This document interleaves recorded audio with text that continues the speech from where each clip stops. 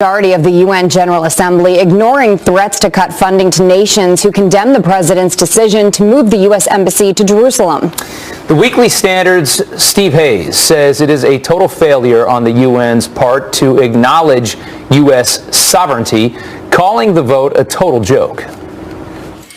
The United Nations has proven itself yet again a joke. I mean, this is, Molly's right, this is a joke resolution, and it is a symbolic vote, but if it's a symbolic vote, then I think the Trump administration is right to make it a symbolic vote and to make the argument that they made. I mean, the United Nations is a broken, dysfunctional institution. You can go back and look at the oil for food scandal and what the UN did to prop up Saddam Hussein. There's so many examples like that. If you look at the current membership of the UN Human Rights Council, you've got people like Saudi Arabia, countries like Saudi Arabia, Venezuela, Cuba, sitting in judgment of others on the Human Rights Council. I mean, it's a joke, and I think A.B. is right. It's risky for the Trump administration to target these countries that have cast a symbolic vote that was one that we wish they didn't cast. Much better, I think, to apply this kind of scrutiny and potentially funding challenges to the United Nations itself. Well, as it stands now, nations in the General Assembly contribute $5.2 billion to world peacekeeping missions compared to the $2.1 billion the U.S. kicks in on its own. And carrying the weight. Companies attempting to bring President Trump's border wall to life are now feeling the resistance. Democratic cities banding together in an effort to stop the president's promise from becoming reality. Anita Vogel is live in Los Angeles this morning with more on that. Hey, Anita.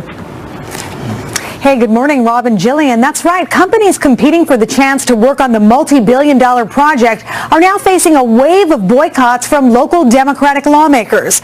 Coordinated efforts being launched in California, Arizona, Illinois, New York, and Rhode Island that would prevent cities and towns from doing official business with the companies.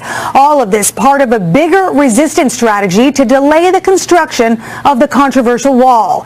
Berkeley City Council in California, the most recent to approve one of these ordinances, Mayor Jesse Araguin calling the border wall, quote, a highly impractical response to America's broken immigration system and a symbol of hatred that will only further demonize the people of Mexican and Latin American descent.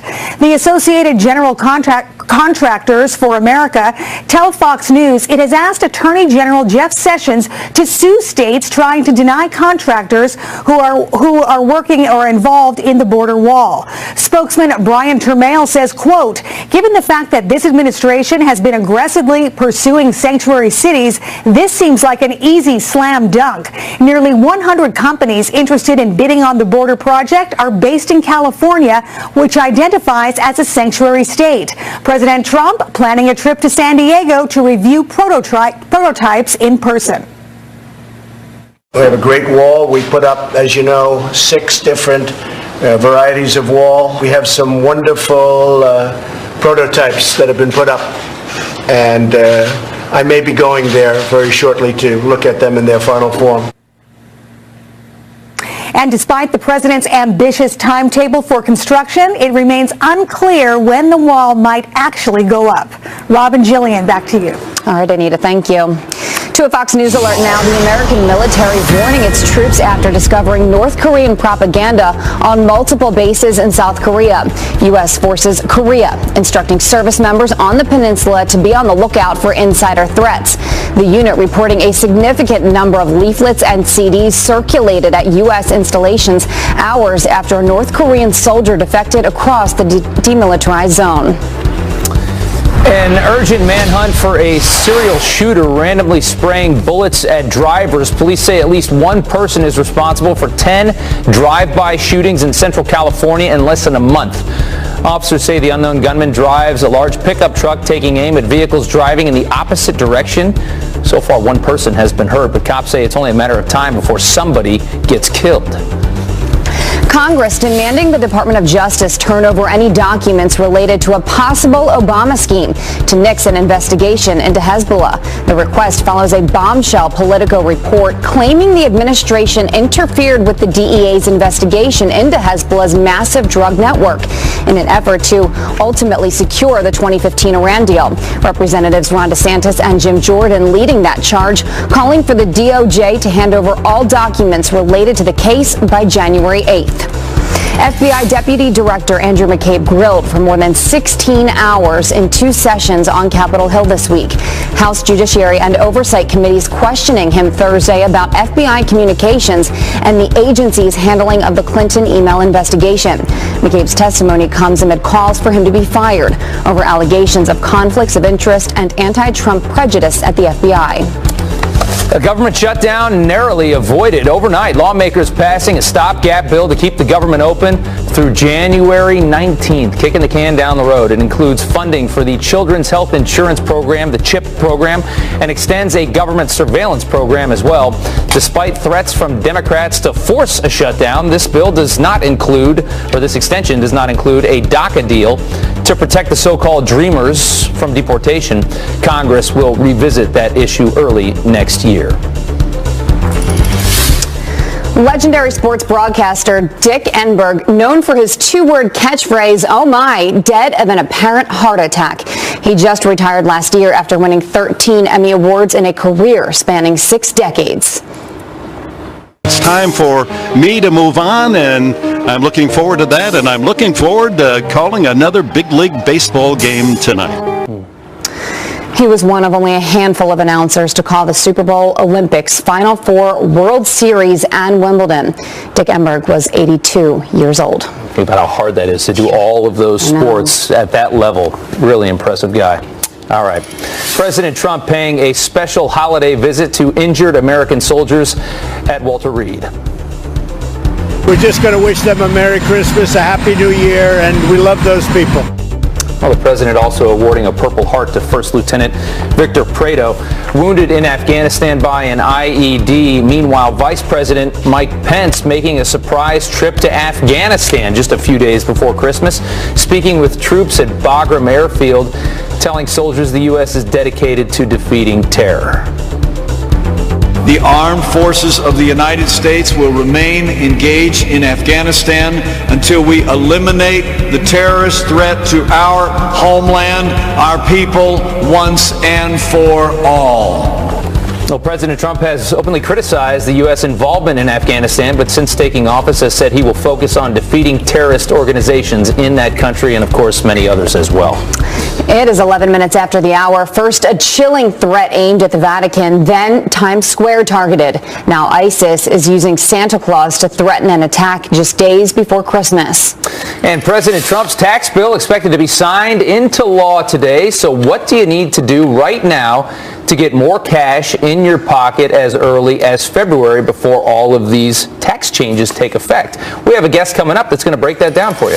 And the mad holiday rush is on as a record number of travelers are set to hit the skies, rails, and roads. We are live at Newark Airport coming up. All right, Republicans promising bigger paychecks and fewer hassles once their massive tax overhaul kicks in. But what can you do to help you cash in once this takes effect? Yeah, here with the tips you should act on now is certified public accountant and business analyst Dan Geltrude. Thanks for joining us this morning. So look, we're nearing the end of 2017. What do people need to know to do right now as time is running out? The first thing to do is to make sure that you are maximizing your contributions to your retirement plans. Specifically 401k, because you can have a match from your employer. So you want to make sure that you're putting money away for retirement because it is not taxable for federal purposes. So that's one way of taking down your federal tax obligation. Yeah. Let's talk about, I mean, the people that are actually getting hit on this thing that the Democrats have really harped on are the people with the SALT deduction. These are California, Illinois, Connecticut, New Jersey, New York, blue states, high state taxes. That deduction is going to be capped at $10,000, right? What can people do to minimize the effect of that, at least for the first year, as we have a few days before it takes effect? Well, the first thing that you need to do is to make sure that you make all of your state income tax payments before the end of the year. Some people will make that fourth quarter payment in January. You want to make sure that you do that in December so you could maximize the deduction for this year. The other thing to consider is making a prepayment on your property taxes. That's what I was going to ask. Before the end of the year. So let's say paying your first and second quarter for 2018 in 2017 before that deduction goes away. So is that really going to be a significant difference in doing that, though? Because actually Steve Doocy on Fox & Friends yesterday was saying that, he went to his local place to try and find out information about that. And he said there was a line of people trying to do the same thing. Right. Steve and I actually talked about that. Did? Yeah. We talked about that. Yeah. I mean, there's a lot of confusion related to this and what you can do and how much benefit are you going to get. But you have to look at it this way. If you're going to have to pay that tax anyway and you prepay it and you can get a tax benefit that's that's going to be disappearing down the line, then make the payment. I called my accountant, he's in L.A., and I've used him for years, and I asked him, what's this going to do to me, and I gave him all my information, and there's not a straight answer here, and you even said during the commercial break that they don't know, that a lot of the accountants don't know what this is. How can we have a plan, and we know all the details now, it's all written out, there's 1,000 pages of it online, and we still not know how it's going to affect a lot of people? This bill was written very, very quickly. I had been reading it just yesterday.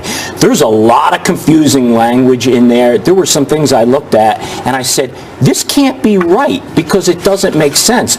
So what I believe is going to happen is over time, people are going to realize there's things in this law that are just not right, and they're going to need corrective language and corrective action. That's why people don't know. So if you're confused, you're not alone. You're not alone. Even your accountant is confused. That's not a good thing. All right, well, Dan, thank you so much. And at least it looks like a tax break right now, and it should get the economy stirring up and moving faster. And that's going to be the real gift, I think, to this country. For most of the middle class, they're going to do okay. Okay. Dan, thank you so much. Thank you. All right, 18 minutes after the hour, calling all radical Islamic terrorists, Canadian Prime Minister Justin Trudeau might want you. Someone who has engaged and turned away from that hateful ideology can be an extraordinarily powerful voice. He has a very interesting plan on how to handle the threat in his own country. We'll talk about that. Have you ever wanted to spend Christmas like Kevin McAllister? I mean, let's be honest, who hasn't? Our own Kevin McCarthy is getting his chance. This is where they actually filmed Home Alone 2 Lost in New York. This is one of our finest suites, sir.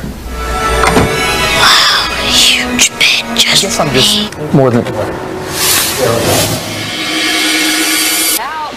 All right, Kevin, how much did you love it? And I love your suit. Good morning to you, Robin, Jillian. Yeah, this was absolutely amazing. And Merry Christmas to you guys this morning. And it's an honor to be on. And yeah, this was a huge adventure for me. I got to go to the Plaza Hotel. I can't believe it's been 25 years since Home Alone 2. And I actually prefer Home Alone 2 over Home Alone 1 because I'm a huge New York fan. So I love the New York setting of that. So I got to kind of revisit some of the locations that Kevin McAllister visited 25 years ago thanks to the Plaza Hotel. Check this out. My family's in Florida. I'm in New York. Mom, it's okay, it's okay. I'm here at the Plaza Hotel. I'm not Kevin McAllister, but I am Kevin McCarthy, close enough, and we're going to give you an amazing tour of Home Alone 2, Lost in New York. It was filmed right here at the Plaza Hotel. I'm wearing a ridiculous suit. People in here are staring at me, so I'm going to get out of here.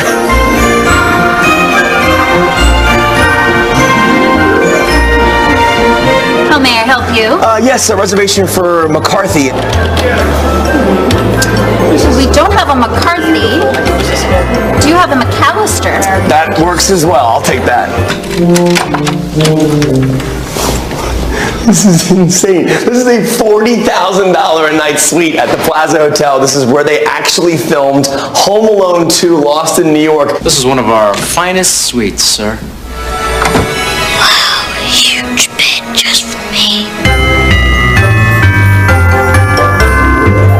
Now here's the cool thing. They're offering a Home Alone 2 Lost in New York experience for $8.95 a night and up. And here's some of the cool things you get with this. You get this backpack with all the drawings on it. You get the paint can. You get the DVD for Home Alone 2, a map of what Kevin did throughout his adventures in Home Alone 2, and also a newspaper here. But listen, I'm kind of wondering where my ice cream is at. 2 scoops, sir? 2. Make it 3. I'm not driving.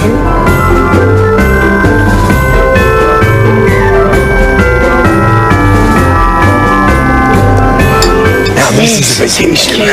I cannot believe it's been 25 years since the release of Home Alone 2 Lost in New York. They have a huge experience down here at the basement at the Plaza Hotel. You can actually go over here into the photo booth and recreate some of the famous scenes from the film. I think all I have left to say now is...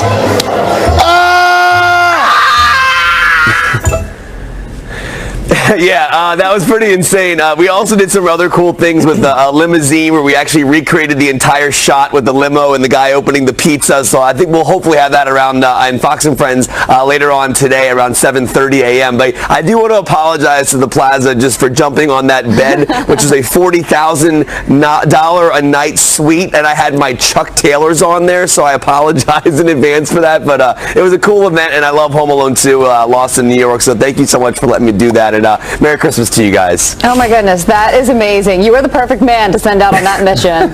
I gotta the tell whole you. experience for a very reasonable price of $800 a night, which, you know. Yeah, very reasonable. Yeah. Of course it's reasonable. Yeah, we all have that, right? Yeah.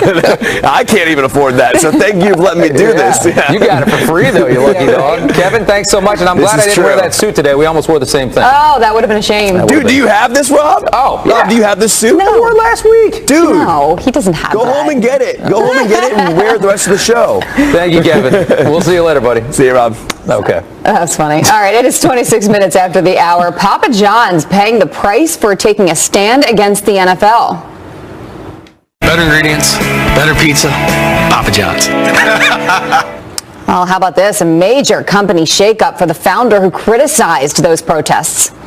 And millions of Americans heading home for the holidays, and Todd Pyro is live in the thick of it. If it is very thick at this point, it's very early at Newark Airport. Hey, Todd. Yeah, Rob and Jillian, if you're going to fly home for the holidays next year, make sure you do it at 5:30 a.m. on the Friday before Christmas, because, as you can see, it's not too bad. But, nevertheless, we are live from the very, very, very early stages of The Great Escape when Fox and Friends first returns. Welcome back. We're back now with a Fox News alert and sickening new images released by ISIS promising Christmas terror. One picture showing a decapitated Santa Claus. Another has the words "Soon in Christmas" with a blood-stained knife. The group also threatening families inside their homes days after posting a guidebook for lone wolf extremists. This is at least the third series of Christmas-related threats made by ISIS here in recent weeks. Canadian Prime Minister Justin Trudeau says he welcomes reformed terrorists back into his country. Why? Well, he says they can be used to bring good into society. We know that actually someone who has engaged and turned away from that hateful ideology can be an extraordinarily powerful voice for preventing radicalization in future generations. Well, certainly going to be a lot of opinions on that. One Canadian group called Project Someone thinks art and poetry can de-radicalize jihadists. Jillian. Remember when Susan Rice blatantly lied to the American people about the Benghazi attacks, pinpointing the acts of terror on a YouTube video?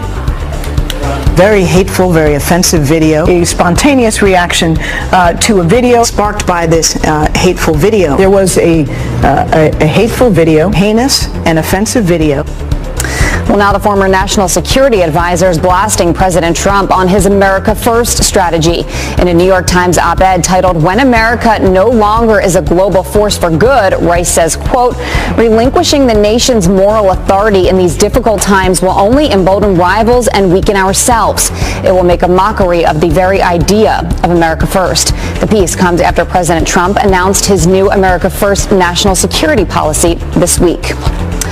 Raul Castro stepping down as Cuba's president, ending an era in the communist country. The 86-year-old took over in 2006 after his brother Fidel stepped down for health reasons. The Castros have ruled the island since overthrowing dictator Fulgencio Batista in 1959. Cuba's current vice president will take over in April.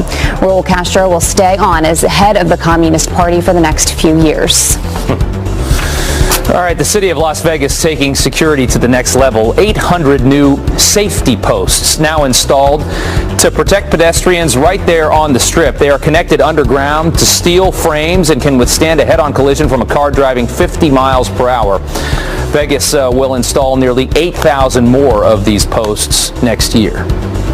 A close call for nearly 100 passengers on a United Airlines jet. Smoke in the cabin forcing the flight from Houston to Boise, Idaho to make an emergency landing in College Station, Texas. All 80 passengers were put on another flight. No one was hurt. United says a mechanical issue is to blame, but it's still unclear where the smoke was coming from.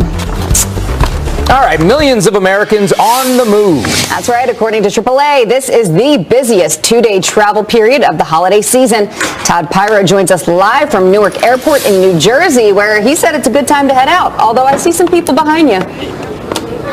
From the magic of television, Jillian and Rob, all of these people just decided to show up, or it could be the fact that the nice man upstairs says, Spirit's really busy, go down there. So AJ and I ran as fast as our feet could carry us. Hey, before we get into the actual nuts and bolts of this, at 4 o'clock, Rob and I talked about cliches, pack your patience, calm before the storm. Now I want to go into the fact that, doesn't it seem like every year when a reporter does this hit, it's always the busiest travel year in the history of mankind?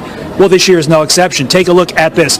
We are expecting right now to be part of the busiest 48-hour period of the holiday season, and more people will travel this year than ever before in the recorded history of mankind. AAA expects 107 million Americans to be traveling, including 6.5 million that are flying. For you drivers out there, the worst time to hit the roads, 3:30 to 5:30 p.m. today. AAA says you should avoid that time if possible. At airports, even though there is no specific terrorism threat, according to law enforcement, expect to see increased security, bomb-sniffing dogs, and heavily armed officers. Be prepared to remove any devices larger than a cell phone from carry-ons when you go through security, and some airports will have automated screening equipment, some new stuff to speed up the process. But regardless, make sure that you leave extra time. Rob, Jillian, and Janice, back over to you.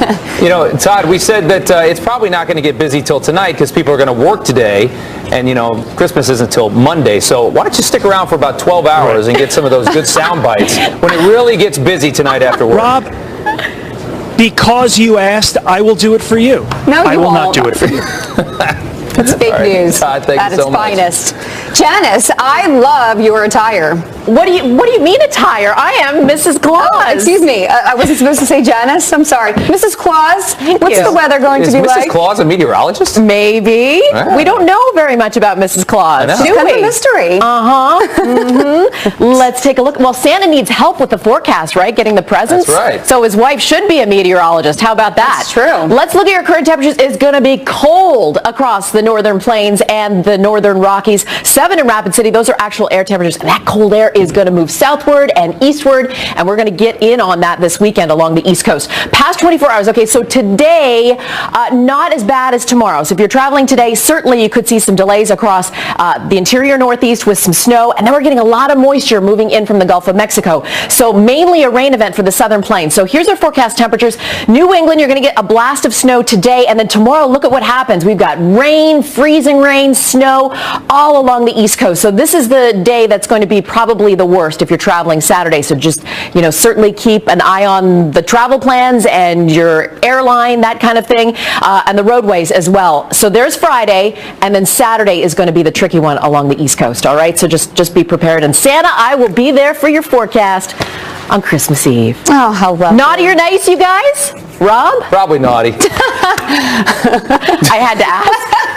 Why would you ever ask such a question? Because I'm Mrs. Santa Claus. Right. So Mrs. she needs Claus. to pass along the message. That's right. All right, I'll pass it along. Nice right here. I'll sugarcoat it for him. Thank you, Mrs. Mrs. Claus, thank you so much. You're welcome. 37 minutes after the hour, Sesame Street for Syrian refugees. Can you tell me how to get to Sesame Street? The new mission in the Middle East for Big Bird and the entire Sesame Street gang. And here's a question. Do you have Christmas tree syndrome? The new warning from doctors that might convince you to buy a fake one from now on. Right, Janice? You guys with I your know. fake trees. It's the countdown to Christmas. Ready to shop till you drop. The store is gathering to, or catering, if I can read, to last-minute shoppers with extended hours. Hey, I've been here since 4. And also how to wrap those presents perfectly. Jillian and I are going to face off in a... All right, hopefully you have finished your holiday shopping and you're ready to wrap because Christmas is right around the corner. And this morning we are putting our gift wrapping skills to the test. Here to show us how it's done is the owner of It's a Wrap NYC, Angel Lee, and wrap artist Jaron Newton. Thanks for joining us this morning, guys. Good morning. So what do we need to know to make these look presentable as we're taking them to family and friends? Well, you want to keep in mind that you want to have a good fold when you're doing these wrapping things. A lot of people, when they gift wrap, they like just kind of cut it any way that they want to do it. Because we're lazy. Because we're lazy, yes. And the way I explain it to people is you want to think of it almost like writing. Like if you were to type up something to somebody, it's one thing, but if you were to write it by hand, it means something much more special. And that includes personalized touches, I see? Yes. Yes. Okay. All right.